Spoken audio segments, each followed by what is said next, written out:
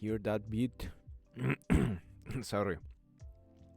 That's the beat that signals the coming of episode 2, dedicated to season 2 of The Lord of the Rings of Power.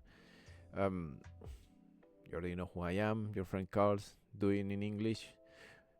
Trying to do in English what I did in Spanish. Now, a little bit of a reminder. We have this big series based on the big legendarium or the canonic universe, or the universe of Tolkien creations. And as I said on the first episode, my way of seeing this as a big fan of Tolkien is that I have this spectrum of things where you have the canon in the middle and it sort of expands or extends. And the farther you get from it, the more you attempt against the core, the less enjoyment I get from it. I'm not an extremist, I am not a hater, but I'm a cautious fan. And some things like the Shadow of Mordor games, to me, are the type of material that completely leaves the core, like the spectrum of what I find it to be acceptable, to be created under the wings or under the umbrella of the legendarium, Tolkien's created world, right? It's important to remember also that since the core of this lore is big, but it's small in comparison, everything you will do, or like most things, new things that you will do, will probably have a lot of added elements to them.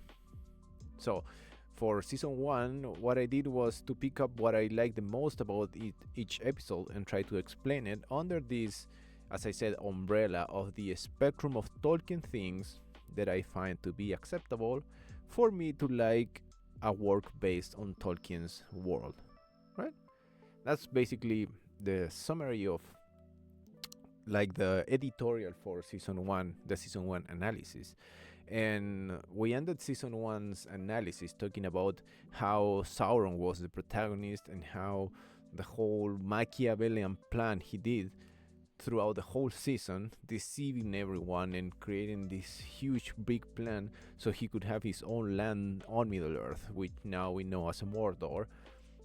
It was great, the acting was great, like everything that went a little bit too far out of the spectrum of the Tolkien stuff, the spectrum of the canon, everything was under the accepted limits for me. It was fun. Many of that sort of tapped into Tolkien-inspired vibes, you can say, like Hobbits or like Deception of Men, the expansion of the elves as dramatic characters instead of these monolithic godlike figures. It was also under the, how do you say, like when you're something under the magnifying glass, like you are under scrutiny. But everything was acceptable. So, what's the deal with season 2, which I subtitled The Expansion? As I said, by the end of the analysis of season 1, inevitably we come to the rings to be the main protagonist. So, again, this is full spoiler open sort of analysis, so the analysis itself can go anywhere. Of course, the rings come back and become the main focus of season 2. And the season 2, when season 1 just focused on Sauron's plan, here we deepen it, but like we finally come to the rings, to the foundation themselves of the rings. And again, spoiler, this was highly enjoyable in season 2, where Sauron is again almost the protagonist, but now the responsibilities are a little bit more spread. The characters have grown a little bit, and finally we have Celebrimbor, the smith, the ringsmith of the Elves of Eregion, taking a center stage, and by God, they did it right. Sauron's and Celebrimbor's relationship and final deception played great during season 2. Quite a highlight. So let's dive into each episode straight up. Episode 1, which I dubbed the continuation, It's at the first episode of a second season, trying to get us again into the mindset and sort of introducing us the new story arcs in season two. Season two is not as deceptive as season one because we already know Sauron is in it and everything. We already know anything, most things. So the focus on it would transition naturally into a character-based conflict, as I said, mostly Sauron's and Celebrimbor. So it's good that they didn't put Sauron immediately into the role of like the big baddie, like right away. It could have with like the end of season one, with him going towards Mordor, like immediately falling into that role. Could be. So we have a bunch of what I call sort of like artificial conflicts, which are all acceptable. For one, as I said, Sauron not becoming Sauron immediately, but still working from the shadows and leaving sort of like the leadership of quote unquote Mordor to Adar at this point. That's for one. And the other one, which feels a little bit more artificial, is the conflict the big elven lords have about the elven rings. We have Elrond going to Círdan the shipwright for advice, and they sort of discuss whether to use or not the rings. This is something that I never pictured from the books or the legendarium in general. I never thought about it because it made no sense. In the context of the regular legendarium, elves are so wise and so enlightened that they would never doubt the power of the rings. They would be like, okay, we use them for good, period. But here they added a conflict, which it might be artificial, but it also lines up with what they did during season one. As I said in season one's episode, these more conflicted type of elves, these elves that are not perfect, they fit perfectly with this narrative. It might feel a little bit forced at times, and it might bring these characters a little bit down. But the whole point of bringing a character down is to give them the opportunity to shine. Like again, I'm full spoiler. So for me in season two, the one that actually shined was not Galadriel or Gil-galad. It was Elrond. It was Elrond's season, and he certainly took advantage of it. And the next thing that also is a little bit like on the limits of my canon spectrum was Gandalf's like journey to Rune. It also felt highly artificial and made up.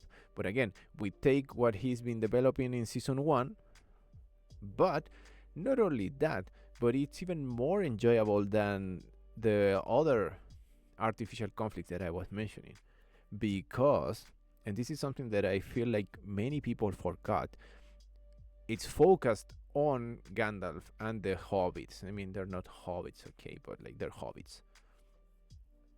It's all about building Gandalf's character, and as long as he didn't leave the halflings behind, it's still a Tolkien-centered storyline, and that to me is important because through the halflings, through their participation, they retain the main values of the legendarium, the simple people, the simple life, back to earth, grounded, family, home, you know.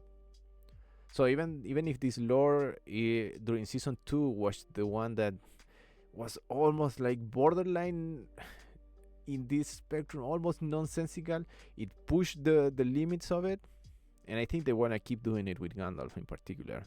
It was still acceptable.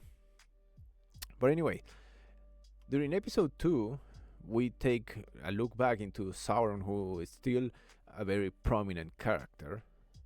Very, very prominent character. But in this time, we see him falling into this other personification of the other deceiver.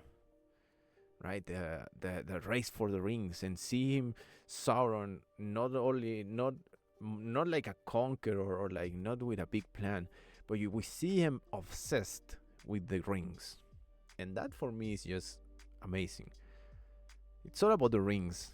It's all about the key sort of swing decision or swing events in this age of Middle Earth are the rings. He knows it, and he's in there all the time. And now he doesn't need to hide anymore. I mean, he still hides the fact that he's Sauron, but like he doesn't need to hide in that he's a bad guy. He's straight up bad guy. So it's still Sauron's show by the beginning of season 2, which is great because, as I said, the actor, fuck the names of the actors. Sorry, apologies. But he's so good at it, so good at it. But what I rescue about the beginning is a little bit of a continuation of what I said at episode 1, which is the whole expansion of Gandalf lore, but in a really particular and like a really precise point that I don't really enjoy about it. And that's the whole expansion of Gandalf's magic. I always been a little bit cautious about Gandalf's magic. To me, the study in general, they weren't like Vegas show level type of magicians, right? They're not. To me, they were never about shooting lightning bolts and like doing shit like that. Like never. To me, Gandalf and all Tolkien's wizards, they were influencers, like not in a social media type of way, but influencers. Like they would use their wisdom to influence everyone. So whenever they start showing Gandalf doing too much magic, or like doing things that look way too much like magic, I always raise an eyebrow. And I think at this point they might have relayed a little bit too much on his powers. Like he even like brings stuff to life, if I remember, like, but whatever. But as I said in the analysis of episode 1, it remains something enjoyable because it's all about his relationship with halflings. The whole story arc of him going into runes, to the desert, it would be crappy and it would be unnecessary if it wasn't for the halflings. So their inclusion in this quest is key, and it's nothing less than a brilliant move by the writers to make that the central core of Gandalf's quest. But Gandalf is not only the one having quests during season 2. Season 2 brought to me to this point is genuinely what I disliked about the series, and it's what I dubbed for episode 3 as Isildur's quest. I really didn't like how trope heavy they wrote Isildur's part in it. Not only because I think he shouldn't have been a focus of anything at this point. They should have completely focused on Elendil and Numenor, but they had him like stay on Middle Earth, and he was lost and had some adventures. It seems way too much like a teenage show, like really trope heavy. And out of all the storylines created for this series, I think this is the one that genuinely almost breaks this spectrum for me. Not because it would change Isildur's character too much, but because it would take the attention out of the series into such mundane and boring storylines. Ultimately, it feels too generic and boring. Isildur has no right being a character at this point, and if he were to be a character, this story is not the one. You can tell it's a warm story, it's not really strong, not in the dramatic or anything, it's just a weak storyline. It seems to lead nowhere, it seems to do nothing with Isildur, like it shouldn't have mattered. And the thing with episode 3 and season 2 in general, I think season 2 in general had this format where episodes were way more focused into one thing, and it sort of took you out of the overall narration. So you can watch episode 3 and it has so much Isildur in it, and it's so boring that it really gives you a bad impression. Like basically, Isildur's storyline to me is the worst. Even after in season one, everybody talked about the the black elf and everything, all that stupid bigot shit. This one was truly boring because it felt too generic, too far away from the lore. It had a little magic in it, and you can tell it had little magic because they added some ants into it for some fucking reason. They knew it. They knew it was boring and generic. So they were like, "Oh, let's sprinkle some magic in it. There are some ants." Pooh. It really didn't work. But the series kept going strong as it grew up into season 2. In episode 4, which is what I dub a little bit breaking the lore in quotations and fan service, episode 4 had one of the most controversial things for Tolkien fans in the whole Rings of Power. Season 4 brought Tom Bombadil finally to the big screen. And Tom Bombadil is a really sensitive topic in the Legendarium. Because fucking Tolkien, lazy ass genius, he never said exactly who he was and what are the limits of his powers. Bombadil is such a mystery that when they announced that he was going to be part of season 2, I was really skeptic because what are you gonna do with it? And I think one of the brilliant things that Peter Jackson did was not to fuck with this character. Like, it's wise not to fuck with this character because it's so ambiguous. And despite its or his ambiguity, he's strong as fuck. So we know that. And as part of the Lord of the Rings, we know from Gandalf himself that he talks about the realm of Tom Bombadil and how he can only work or like live in that realm. How is he so far away? Whatever. Even though it's a sensible topic and a kind of like strange character, I think they did it right. I think they did it right because basically they didn't like finish the character. They didn't say he is this, he is that, and this is the scope of his powers. They didn't do it. They used him to expand Gandalf's quest.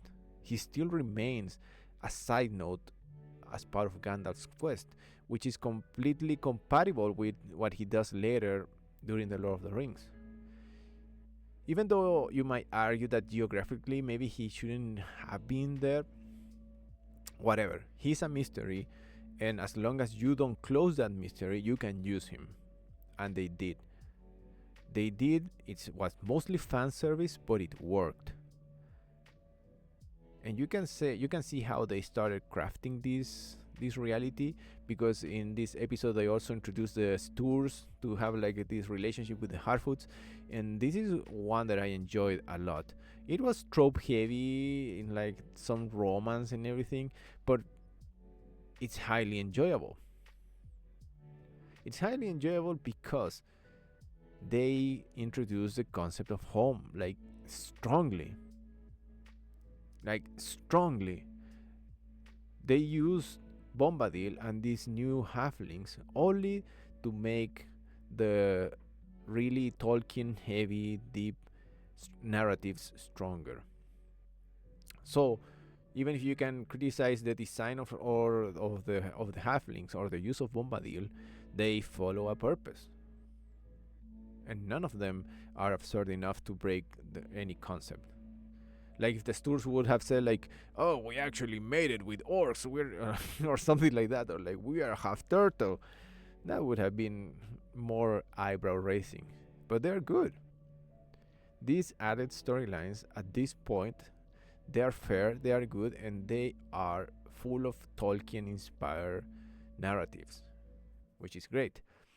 The one that doesn't do that much is Galadriel's. Galadriel falls out of the like the spotlight from season 1, from season 2. She, I don't know, she seems to be in a really transitional stage during season 2. I don't know if they planned it like that, but it does feel like she took like a step back. And well, I don't think she evolves that much. But as I'm gonna conclude later for the season 2, I think they chose to let her be in this position during the whole season 2, looking towards the future. This is a functional Galadriel in season 2, giving the space for other characters to shine, which is completely fine by me. Because as I said during the analysis of season 1, these are immortal characters that live thousands of years. So them not doing much for like a week or two is understandable. Like maybe we're not ready for the a character development for Galadriel right now. Could be next season, who knows. Episode 5, which I dubbed the good stuff. In during episode 5, we really get into the nitty gritty of season 2, which is the forge in Eregion, and as I said at the beginning, Sauron's manipulations not only of Celebrimbor but of Khazad-dûm, and during the third, yeah, during 3, basically the current king, right? This works so perfectly. It's amazing. Like if you were to criticize how things look in Rings of Power, there's one thing that looks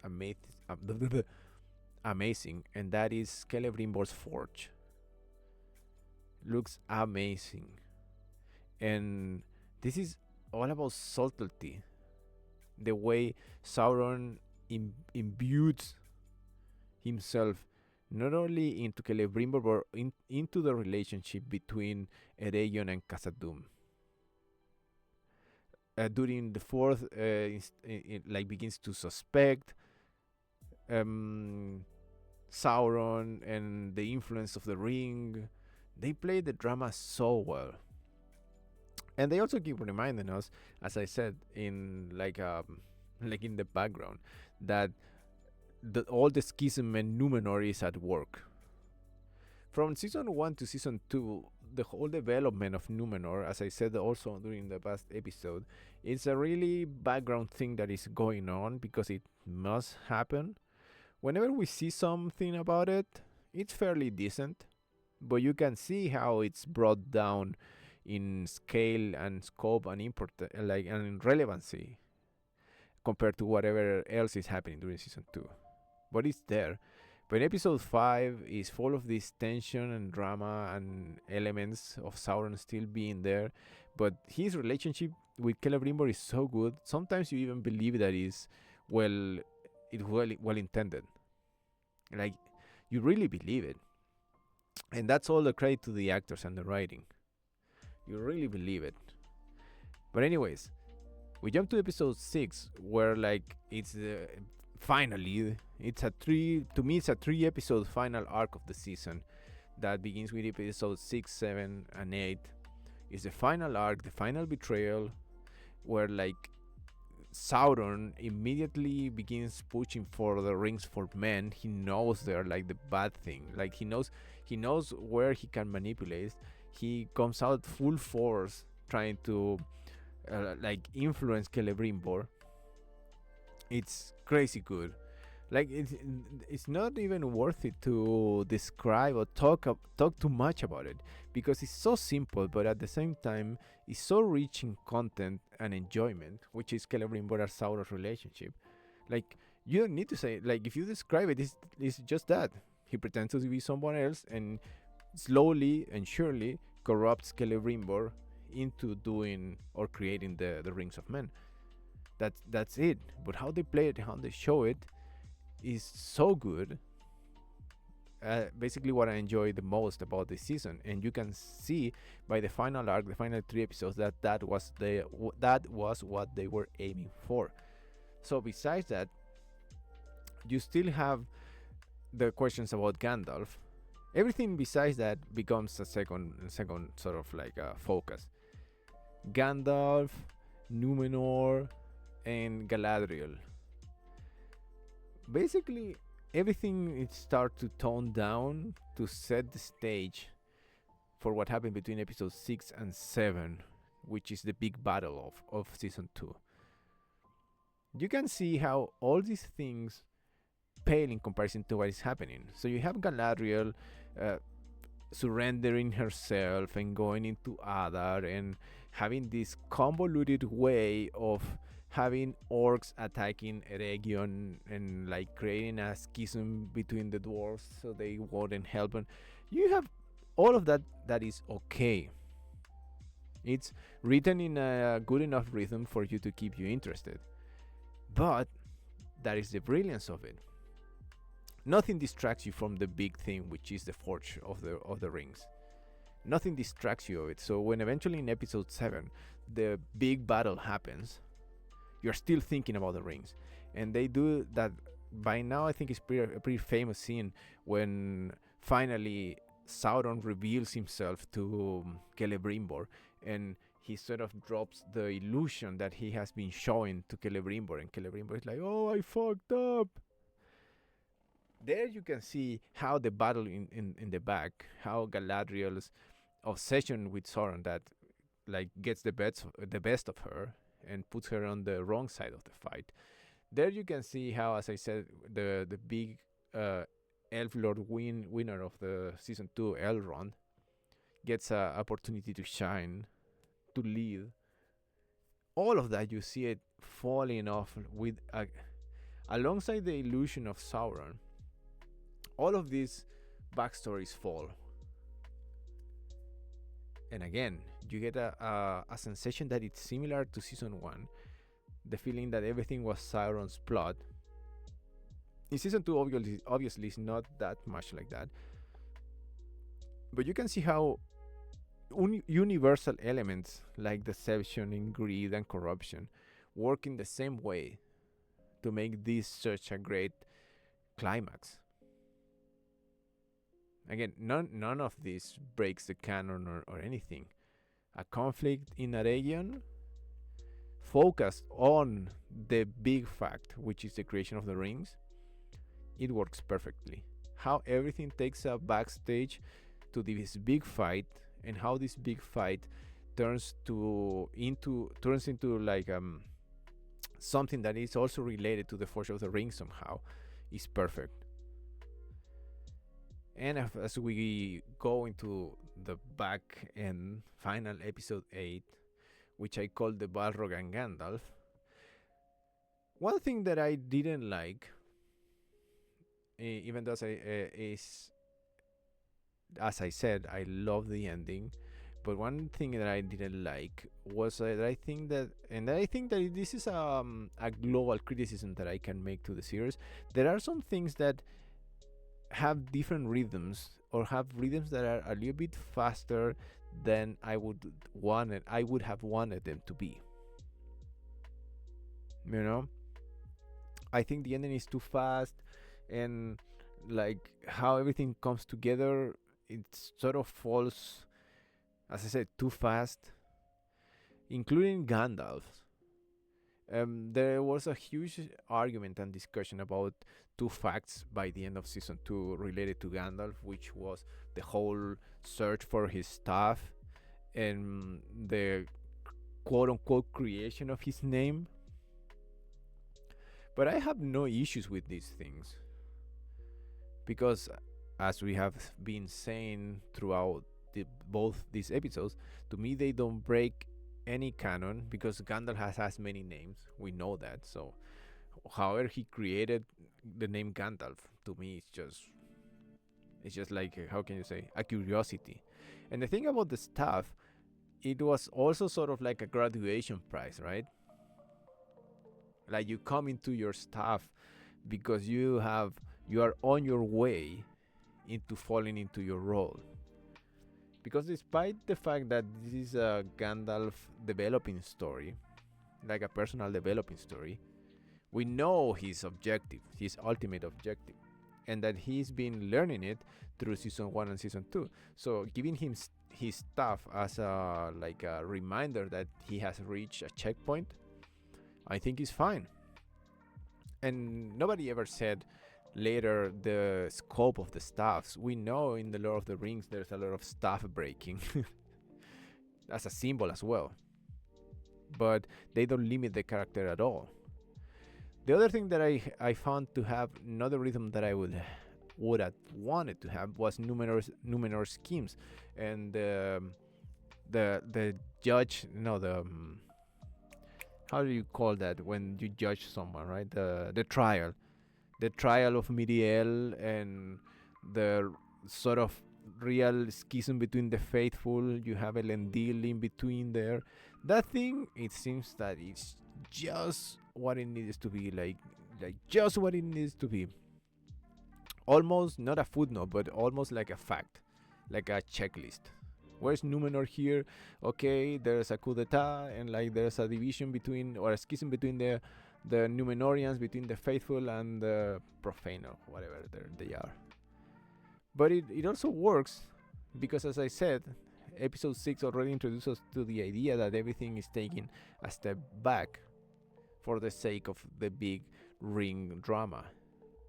Also, that also happens with Galadriel. I think making her into like the big sort of fighter at the end. By now, if you have seen the series, you have also seen her big fight with Sauron at the end and everything. But as I said, this is just like a staging point for Galadriel, and I think the end of her story arc here feels like it. That makes it good to me. Like she's closing a cycle, and you can see her at the end of the season going like, okay, now we are going here, right? We're doing something else. Like I'm done with this mere vengeance. I'm gonna expand myself into some other endeavors of another type, which is what you needed to do. Again, this is a thumbs up for the writers. It's a thumbs up for the writers. They were like, okay, we know we reached like a breaking point with her story arc. Let's move on, and it feels like that. As I said in the beginning, Elrond to me is the big winner here. I think the way they put him in between all the the great elf lords, and all of his approaches to the conflict between elves have always been like measured.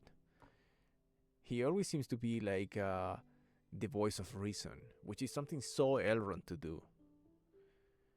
And somehow they still manage to make him seem younger, to make him seem like he's still growing. So Elrond was a big winner. And the final winners, you can say, I think dwarves also get a second place in the whole season. Right? Like they have been doing that for all the series. They are still not the focus, and it's okay that they are not the focus, because in the great scheme of things, they just aren't. But in season 2, they do give a lot of depth to dwarven culture. They keep growing from what they did from season 1, and I think that big Balrog reveal, as I said before, to me the main issues at this point, they're not related to the breaking of the canon or like how expansive they are to Tolkien lore, but how the rhythms seem strange.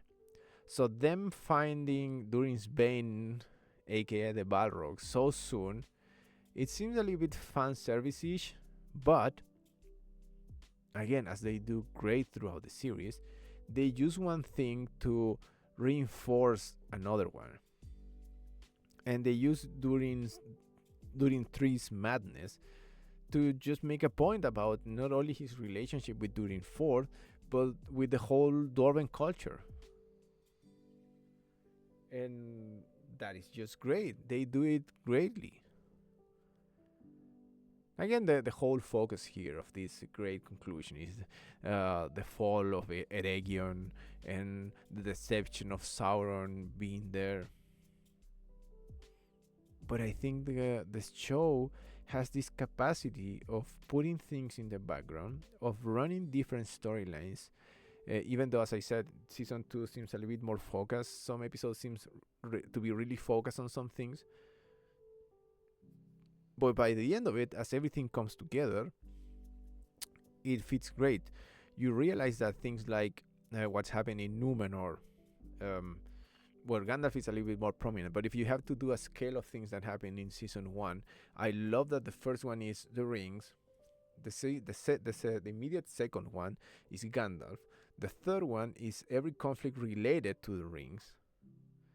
And then you start like decanting, like, and you have Numenor down there, but Numenor has been less prominent ever since season 1. So me personally, I think Numenor is gonna be more prominent in the upcoming seasons.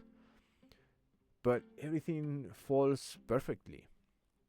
I think it has a great rhythm, and it has a great sort of tier list, yeah, or like a list of priorities, or a list of influences.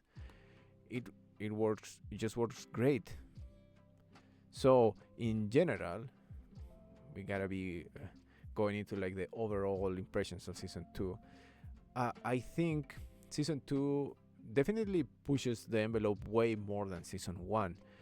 And as I said, this has mixed results, but the only truly bad one for me is Isildur's storyline. It's obvious that not all the storylines are gonna hit, but even the ones that are, like, you can say, dangerously close to leave the stratosphere of the main lore, like Gandalf's, or like they try to do like freer interpretations of whatever they are trying to say. Again, as Gandalf's in particular, as I said, it falls perfectly into the Tolkien spirit. What makes any of these storylines a little bit weak is whenever they fall into narrative tropes that are like generic drama or character development that we see too traditionally set in modern like drama series. That's why Isildur's is the worst. And that's why sometimes when you go into Numenor, for example, and you get this little relationship between Elendil and like his invented daughter, like when you get all of those conflicts, they do make you raise an eyebrow and get a little bit suspicious on how good they are. But in the end, the big thing about the series, season 1 and season 2, the big thing about the series is that I feel honestly that it focuses on the core of the story they're telling. You can tell the writers love the source material. You can see that they are respecting it. This is one of my big takeaways from the series by now. They have like a great awareness to where to stop. They do have a great awareness where to stop. Like whenever you feel a little bit triggered by any of these things as a fan of Tolkien, you see they're doing it with a purpose. That's why Gandalf's story, even though it seems too like way too big, for some reason it feels right. You know? Probably the biggest loss on season 2, loss if you can call it like that, is Galadriel. And I've been introducing that since my discussions of season 1. I definitely fell into this position of seeing this Galadriel, like the Rings of Power Galadriel, like just a moment in her really long life. And like, that's it. That's why she seems so monothematic throughout this first 2 seasons. I think they did it in purpose, and I like how it ended because basically we know that they're going everywhere. They're going someplace else. And the point with these characters, like Galadriel or like Isildur being so boring, is to leave all the stage for the big ones, which in this season is Sauron, Celebrimbor, Elrond, and Gandalf.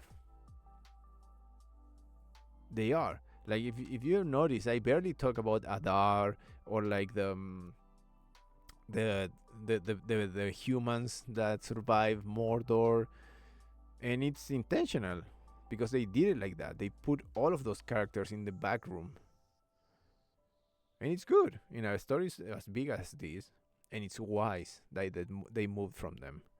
Somebody could say like, okay, they, for example, leaving the whole uh, black elf thing behind. Somebody can say like, okay, they did that intentionally so they could sort of like stop dealing with the bigotry and all that. Could be, but in a narrative sense, as long as they focused on the big matters, all of these things are like harmless. And as I said, the big thing might be one of my big takeaways of the series so far is that they expand wisely. That is the truth for me. They have expanded wisely. They have done so respectfully. They have, like, if you like really are really taken by the idea of, I don't know, that Gandalf finds his stuff in that way, that there's a black elf, like, are you really taken by those ideas instead of the big things, which is the Forge of the Rings, Sauron as a character, as a deceiver, like as an antagonist that you see working his magic? Uh, uh, are you blind to the crafting of a dwarf culture?